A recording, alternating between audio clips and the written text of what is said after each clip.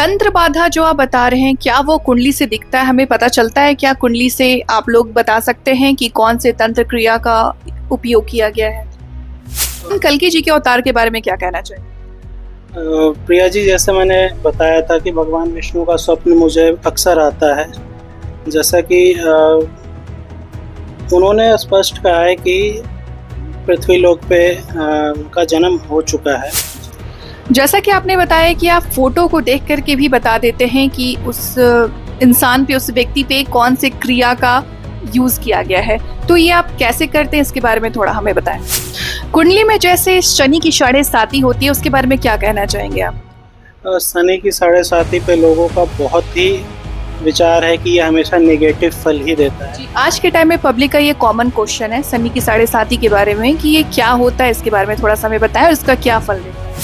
मैं तो इनके पास बैठी हुई हूँ, थोड़ा मैं अपनी कुंडली के बारे में आचार्य जी से जानना चाहूंगी। आपको क्या लगता है मेरी शादी कब होगी? नमस्कार, मैं हूँ आपके साथ प्रिया। आज हमारे बीच मौजूद हैं आचार्य प्रशांत जी। सबसे पहले मैं आपको इनके बारे में शॉर्ट इंट्रोडक्शन दे देती हूँ। इनका बैकग्राउंड जो है वो सिविल इंजीनियर फील्ड से रह चुके हैं। साथ ही आपको बता दूं कि ये खुद एक सबसे बड़ी कंपनी सिडकॉन नाम की कंपनी के ऑनर भी हैं, जहाँ पे ये एज अ कंसल्टेंसी लोगों को जॉब भी प्रोवाइड करते हैं। तो हमारा सबसे पहला सवाल है आचार्य जी से कि एक civil engineer as a background रहते हुए ये आचार्य की तरफ इनकी रुचि कैसे हुई, इसके बारे में ये हमें विस्तार से बताएंगे। सबसे पहले मैं आपका अपने चैनल में स्वागत करती हूँ। धन्यवाद प्रिया जी, नमस्कार जी। ज्योतिष एक ऐसा सब्जेक्ट है जिसकी रुचि 2006 से ही मुझे है। ज्योतिष करते हुए काफ़ी आनंद आता है और 2010 के आसपास भगवान विष्णु का एक स्वप्न आया था मुझे कि आप छत्तीसगढ़ में माँ काली का एक मंदिर है, वहाँ जाके आप दर्शन करिए और वहीं से आपका आगे का मार्ग प्रशस्त होगा। तो वहाँ जाने के बाद मैं वहाँ पे एक बहुत ही आध्यात्मिक गुरु से मिला, जिन्होंने मुझे देखा और थोड़ी कुछ बातचीत हुई और उन्होंने बताया कि आप कुंडली देखने का काम करिए। तो मुझे भी थोड़ा सा आश्चर्य हुआ कि जब मैं पहले से ही थोड़ा बहुत देखता हूँ तो उन्हें कैसे आभास हुआ। फिर उन्होंने कहा कि आप अपना कुंडली देखिए और लोगों का कल्याण उससे होगा। कुछ समय तक मुझे रुकने की सलाह दी और वहाँ पे मुझे ऑरा कैसे रीड करते हैं लोगों का वो बताया गया। तो ऑरा रीड करते करते मेरे को समझ आया कि नेगेटिव और पॉजिटिव एनर्जी लोगों के ऊपर हावी होती हैं, जिसके वजह से दिक्कत या जो भी है अच्छी चीज़ें आती हैं। तो हमारा अगला सवाल है आचार्य जी से कि ग्रहों का हमारे जीवन में क्या असर पड़ता है? देखिए, जीवन में सभी चीज़ें ग्रहों पे ही डिपेंड करती हैं। ग्रह पॉजिटिव हैं तो अच्छे फल मिलते हैं, बहुत तरक्की करता है, और वही ग्रह अगर नेगेटिव है तो तरक्की करता हुआ आदमी भी काफ़ी नीचे। तो सारा का सारा खेल ग्रहों का ही है और ग्रह बहुत ज़रूरी है एक आम आदमी के जीवन में। लोगों का मानना है कि ग्रह होते नहीं हैं, ऐसा कुछ सब्जेक्ट नहीं है, बट ऐसा कुछ नहीं है, सभी के लोगों पे ग्रहों का प्रभाव रहता है। ग्रह दशाओं के बारे में आप क्या कहना चाहेंगे? जैसे कोई पंडित से या जब हम एस्ट्रोलॉजर से मान लीजिए कि या वो कैरियर रिलेटेड हो, शादी रिलेटेड हो, तो ज़्यादातर पब्लिक की सेम क्वेश्चन रहती है कि जैसे एस्ट्रोलॉजर कहते हैं कि अभी ये ग्रह भारी है, ये दोष चल रहा है, इसका निवारण करना पड़ेगा, उसके बाद होगा। तो इन सब के बारे में आपका क्या ख्याल है? देखिए, एस्ट्रोलॉजी में आप बहुत आगे तक की चीज़ें जान सकते हैं, आपके पूरे जीवन के बारे में जान सकते हैं। जब आपका ग्रह खराब चल रहा है तो उस ग्रहों का दान किया जाता है, उसके उपाय किए जाते हैं, पूजा पाठ करके उन्हें शांत किया जाता है। बट बहुत से एस्ट्रोलॉजर जो हैं वो एक अच्छे ग्रहों का भी दान करवा देते हैं, जो बहुत गलत है। अगर किसी अच्छे ग्रह का दान करवा देंगे तो आपके जीवन में अच्छा प्रभाव दे नहीं पाएगा। एक सवाल यहाँ पे मैं आपको बीच में काट के पूछना चाहती हूँ, ग्रहों को कैसे दान कर सकता है कोई? जैसे कि ग्रह का निवारण होता है, हम उसके लिए शांति करा सकते हैं, ग्रह को दान करने का क्या तात्पर्य है यहाँ पे? ग्रहों का दान का मतलब है कि ग्रहों से जुड़ी हुई चीज़ें, जैसे आपका शनि मजबूत है तो आप उरत की चीज़ें दान ना करें किसी को। उरत शनि को रिप्रेजेंट करता है। आप फिर उरत को दान नहीं कर सकते, आप तिल का दान नहीं कर सकते हैं, बहुत से एस्ट्रोलॉजर कहते हैं शनि आएगा आपको नेगेटिव देगा, बट शनि ने कितनों को रंग से राजा भी बनाया। वही चीज़ें हैं कि आपको अच्छे ग्रहों का दान नहीं करना है, बुरे ग्रहों का। मंगल खराब है तो आप केले बंदरों को केला खिला दीजिए, गुड़ खिला दीजिए, इस तरह से आप कर सकते हैं। ज्योतिषी का कितने सालों का अनुभव है आपका? ज्योतिषी मैं करीबन 2013-14 से ही शुरू कर चुका हूँ। सीख मैं 2006-7 से ही रहा था, बट मैं 2013-14 से कर रहा हूँ ज्योतिषी का काम। और जो बताया था कि आध्यात्मिक गुरु हैं, उन्होंने भी कहा था कि आप ज्योतिष के थ्रू लोगों का भला कल्याण कर सकते हैं, आप वही करिए। इस दिशा में कुंडली देखने के अलावा आप और क्या-क्या जैसे फेस रीडिंग, हस्तरेखा ये सब पढ़ना, इसके अलावा आप और क्या कर लेते हैं? देखिए वैसे तो मेरा खुद का कंसल्टेंसी फर्म है, इसमें कुंडली के अलावा भी हम जैसे फेस रीडिंग करते हैं, जिसमें पता चलता है कि क्या पॉजिटिव क्या नेगेटिव ऑराज हैं।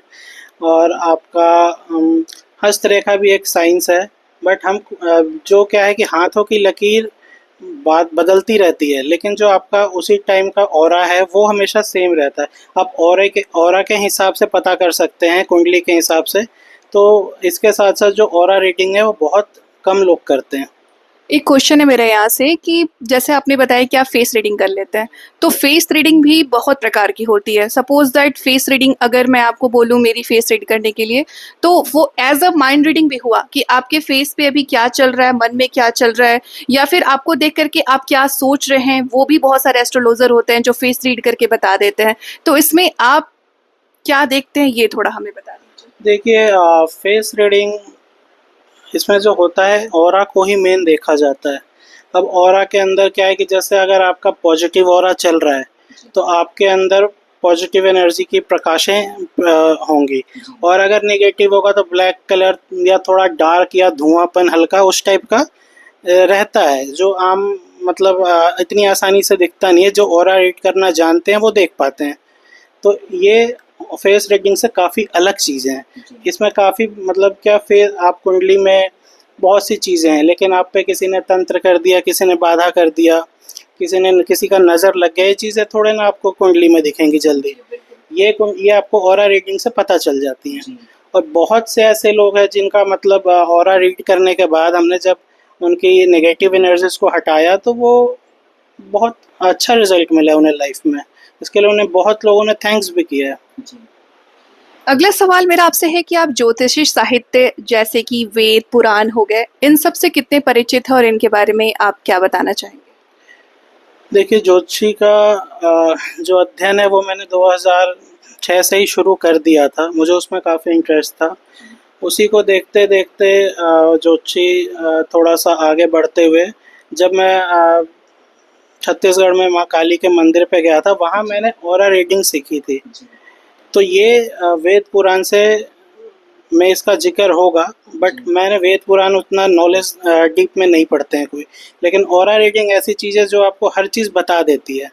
तो ये आपके लिए बहुत पॉजिटिव रहेगा। अगर ऑरा से आप सारी चीज़ें बता सकते हैं कि आपका ये अभी समय कैसा चल रहा है, आपको क्या हेल्थ इश्यूज़ हैं, क्या आपका अभी चल रहा मतलब बिज़नेस कैसा चल रहा है, तो ये उसमें आ जाता है। और ये आपके लिए बहुत सही ऑरा रीडिंग रहता है। आप ज्योतिषीय गणना कैसे करते हैं? जैसे कुंडली बनाना या नंबरोलॉजी जो भी होता है, इसकी गणना आप कैसे करते हैं? देखिए पत्रा से बनता है। एक्चुअली क्या है कि आजकल ऐप का ज़माना है, लेकिन ऐप में सारी चीज़ें सही नहीं होती हैं, एक्यूरेट नहीं होती है एक्यूरेट कैसे? नहीं होती हैं। कुछ ग्रहों के प्लेसमेंट्स डिग्री आगे पीछे हो जाते हैं, जिसकी वजह से एग्जैक्ट गणना ज्योतिषी नहीं कर पाते हैं, और वो गलत प्रेडिक्शन कर देते हैं, गलत सलाह दे देते हैं। तो हम उसे पत्रा से ही करते हैं। उसके लिए 1-2 दिन का समय चाहिए होता है, और उसके बाद हम एक्चुअल कैलकुलेशन करते हैं कि ग्रह कहाँ बैठे हैं, मारक हैं, कारक हैं, इस तरह से फिर हम आगे प्रोसीड करते हैं। आप फलित ज्योतिषीय जैसे कि फ्यूचर भविष्यवाणी, इन सब से परिचित हैं? इनका भी आप कुछ नॉलेज रखते हैं? हाँ, एक्चुअली जो कुंडली होता है उसमें आपका पास्ट भी बताया जाता है, प्रेजेंट तो आपको पता ही है, फ्यूचर भी बताया जाता है।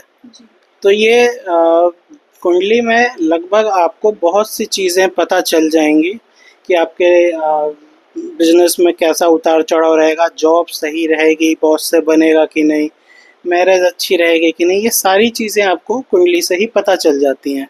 और कुंडली में देखने का एक और मतलब होता है कि आप गोचर का भी ग्रह का अध्ययन करिए। अभी क्या टाइम, अभी इस प्रेजेंट समय में ग्रह कहाँ पे हैं। अगर वो आपके उस टाइम के कुंडली में पॉजिटिव हैं तो आज भी वो अच्छा ही फल देंगे। ये भविष्यवाणी से एक सवाल मैं आचार्य जी से पूछना चाहूंगी कि अभी जो भारत और पाकिस्तान के बीच में युद्ध छिड़ा हुआ है, इसको लेकर के आचार्य जी का क्या कहना है कि आगे ये कब तक चलेगा? इससे हम क्या अनुमान लगाएं? आपका क्या भविष्यवाणी है भारत और पाकिस्तान के युद्ध को लेकर के? देखिए, जैसा भी जान ही रहे हैं कि अभी सीज़ फायर हुआ है, बट ये सीज़ फायर ज़्यादा दिन तक टिकेगा नहीं। कुछ गलतियां पाकिस्तान ऐसी करता रहेगा भविष्य में जिसकी वजह से उसे अच्छे से मुंह की खानी पड़ेगी और भारत सरकार इसमें अच्छा जवाब देगी। जिस तरह का उसका पाकिस्तान की कुंडली है, छठे घर का मालिक चौथे घर में बैठा हुआ है, इसका तात्पर्य होता है कि आने वाले टाइम में उसके कुछ टुकड़े भी हो जाएंगे। तंत्र बाधा जो आप बता रहे हैं, क्या वो कुंडली से दिखता है, हमें पता चलता है क्या? कुंडली से आप लोग बता सकते हैं कि कौन से तंत्र क्रिया का उपयोग किया गया है? तंत्र बाधा कुंडली में दिखता है जब भी शनि, राहु, केतु, ये ऐसे ग्रह हैं जिन्हें पापी ग्रह कहा जाता है। जब भी इनका संबंध दृष्टि, चंद्रमा या लगन से जोड़ा जाए तो उसमें ये आभास होता है कि इस पर तंत्र बाधा का प्रयोग भी हुआ है। उसी के निवारण या उसका डीप नॉलेज जो डीप स्टडी करते हैं, तो छत्तीसगढ़ में जैसे मैंने बताया हमारे गुरुजी हैं, तो वो पूरा उसके बारे में फ़ोटो देख के ही समझ जाते हैं कि इस पे क्या क्या बाधाएं लगी हुई हैं, और वो फ़ोटो के माध्यम से ही उसका हटा दिया करते हैं, मतलब उसकी नेगेटिव एनर्जीज भी हटा दिया जाता है जी। तंत्र क्रियाओं का हमारे जीवन पे क्या प्रभाव पड़ता है, इसके बारे में हमें थोड़ा बताएं। तंत्र क्रियाओं का प्रभाव पड़ता है, और ऐसा है कि अगर किसी आदमी की या किसी व्यक्ति की अच्छी दशा चल रही है और उस पर तंत्र बाधा कर दिया जाए तो अच्छे ग्रह भी उसे खराब फल देते हैं, क्यों बाध्य हो जाते हैं। उन्हें तंत्र के सहारे उनको बाधित किया जाता है कि इन्हें अच्छे रिजल्ट्स ना दो। इसी को हटा दिया जाता है, इसी को तंत्र क्रियाओं को समाप्त करने के लिए पूजा हवन किया जाता है। माँ बगलामुखी हैं, माँ काली हैं, जो आप जानते हैं तंत्र की प्रधान देवी हैं, तो इनकी पूजा साधना से, इनकी हवन से बहुत सी चीज़ें हटाई जाती हैं। भगवान कल्कि जी के अवतार के बारे में क्या कहना चाहिए? प्रिया जी, जैसे मैंने बताया था कि भगवान विष्णु का स्वप्न मुझे अक्सर आता है। जैसा कि उन्होंने स्पष्ट कहा है कि पृथ्वी लोक पे उनका जन्म हो चुका है, बट उन्होंने कहा कि समय आने पे मैं आपको बताऊंगा कि कहाँ है, क्या है और आगे क्या कार्य करना है।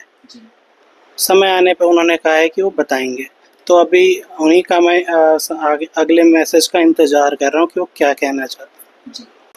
जैसा कि आपने बताया कि आप फोटो को देख करके भी बता देते हैं कि उस इंसान पे, उस व्यक्ति पे कौन से क्रिया का यूज किया गया है, तो ये आप कैसे करते हैं, इसके बारे में थोड़ा हमें बताएं। जब फोटो देखते हैं, जब उसका पूरा फोटो दिखता है तो उसकी ऑराज दिखती हैं। उस ऑराज में ये पता चलता है कि कहाँ कहाँ उसके शरीर में नेगेटिव एनर्जीज का वास है, सर पे है, पेट पे है, पैरों में है या कहाँ है। उसके हिसाब से बीमारियां भी आती हैं। उसी को देख के उसको रिमूव किया जाता है, उस नेगेटिव एनर्जीज को हटाया जाता है, और हटाने के बाद बहुत फ़ायदा होता है, और तत्काल फ़ायदा 1 से 2 दिन के अंदर महसूस होता है। कुंडली में जैसे शनि की 7.5 होती है, उसके बारे में क्या कहना चाहेंगे आप? शनि की 7.5 पे लोगों का बहुत ही विचार है कि ये हमेशा नेगेटिव फल ही देता है। जी, आज के टाइम में पब्लिक का ये कॉमन क्वेश्चन है शनि की 7.5 के बारे में कि ये क्या होता है, इसके बारे में थोड़ा सा हमें बताएं और इसका क्या फल देता है। देखिए, शनिदेव जब भी किसी भी राशि पे आते हैं तो उसके अगली और पिछली राशि में शनि की 7.5 चल रही होती है। ये सभी के लिए नेगेटिव नहीं होती है। जिसके लिए शनि कारक हैं और जिसने कर्म भी अच्छे किए हैं, क्योंकि शनि कर्म प्रधान देवता है, न्याय के लिए हैं, कर्म अच्छे होते हैं, और जिसकी कुंडली में शनि अच्छे हैं, बलवान है, उसे वो बहुत आगे ले जाते हैं। मेरा भी जब शनि का 7.5 आया था तभी मैंने अपनी कंपनी खोली और उसे काफ़ी आगे तक बढ़ाया। वो सब शनि के 7.5 में ही हुआ। तो ये कहना कि शनि हमेशा नेगेटिव है, गलत है। हाँ, नेगेटिव है तो उसके उपाय करके आप उन्हें सही कर सकते हैं। मेरा सवाल आचार्य जी से है, जैसे वो फोटो देख करके बता देते हैं कि लोगों पे किस तरीके का तंत्र शक्ति का यूज हुआ है, या फिर कुंडली देख करके बताते हैं। मैं तो इनके पास बैठी हुई हूँ, थोड़ा मैं अपनी कुंडली के बारे में आचार्य जी से जानना चाहूंगी। आपको क्या लगता है मेरी शादी कब होगी? देखिए अभी जिस हिसाब से मैं आपकी कुंडली देख रहा हूँ, सप्तम घर में शनि बैठे हैं और जब भी शनि बैठते हैं तो शादी लेट होती है, यानी कि 28 से 32 तक की एज में होती है। और शनि के बैठने से एक पॉजिटिव यह है कि चलिए शादी लेट ज़रूर हुई, शादी लंबी चलती है, तो ये अच्छा है। और आपकी कुंडली काफ़ी अच्छी भी है, शुक्र बैठा है आपके 10वें घर में, जो ये बताता है कि मीडिया क्षेत्र से आपका जुड़ाव है या किसी रेस्टोरेंट से टाइप का बिजनेस आप कर सकती हैं। चलिए, तो फिर ये तो क्लियर हो गया कि मैं जो फील्ड चुनी हूँ वो अपने लिए मेरे लिए बिल्कुल सही है, वो आचार्य जी ने भी वेरीफाई कर दिया है। तो अगला सवाल मेरा उनसे अपने रिलेटेड मैं पूछना चाहूंगी कि जैसे तंत्र मंत्र का आप इतना ज्ञान रखते हैं, तो आप बता सकते हैं कि मेरे ऊपर भी कोई तंत्र शक्ति की यूज हुई है, या फिर इसके बारे में आप मुझे देख करके क्या कहेंगे? देखिए जैसा अभी मैंने कुंडली देखा, उसके हिसाब से भी ये लगता है कि सप्तम घर में शनि केतु और राहु की दृष्टि पड़ रही है, तो कहीं ना कहीं तंत्र बाधा का योग बना हुआ है। और जहाँ तक बात है कि इतनी देर से देख ही रहे हैं, थोड़ा सा पेट के पास आपको कुछ नेगेटिव एनर्जीज बैठी हुई हैं, कुछ समय कंधे में भी बैठी थी आपको, वहाँ भी कहीं चोट आई ही होगी, तो कंधा हो गया या भी पेट में भी आपको कुछ ना कुछ प्रॉब्लम्स चल रही होंगी। तो बेहतर मुझसे आप मैं तो आपको बता चुका, बाकी आप समझ रही हैं कि दिक्कत है कि नहीं। तो इन्होंने जो मेरे बारे में एजम्पशन किया, या यूं बताऊं कि मेरी कुंडली को रीड किया, वो बिल्कुल सही है, क्योंकि पेट को लेकर के मुझे प्रॉब्लम होती है। बाकी इनसे और डिटेल में जानेंगे, बात करेंगे अपने अगले एपिसोड में। फिलहाल के लिए इतना ही, मुझे दीजिए इजाजत। नमस्कार।